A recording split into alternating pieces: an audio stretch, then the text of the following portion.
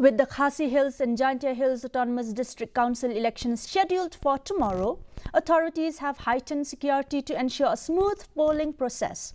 Polling personnel were dispatched to their stations today from the ISBT in Maoyang, covering over 4 lakh registered voters in Shillong alone.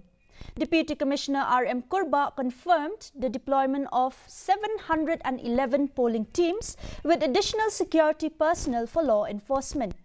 East Khasi Hills SP City, Dr. Dara Aswaghosh, stated that 34 vulnerable polling stations and 5 critical ones have been identified, with state armed police forces and quick reaction teams stationed across the district. A total of 931 polling stations are categorized into P1 and P2 zones for better security. The vote count is set for 24th February. Today, some of them have left the far-flung, polling station where they have to walk on foot. And today, Major Chung is going today, and the preparation is okay. I mean, I hope everyone's happy. About 700, almost everyone. Yesterday, 22 of them left. So out of that 733.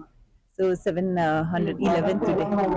As per the East Khasi Hills are concerned, there are 931 polling stations, and we have divided into P-2 and P-1. Actually, in P-2 yesterday, about 33 polling stations, the polling parties have been deployed. Apart from this, there are 34 vulnerable polling stations and 5 critical polling stations. Meghalaya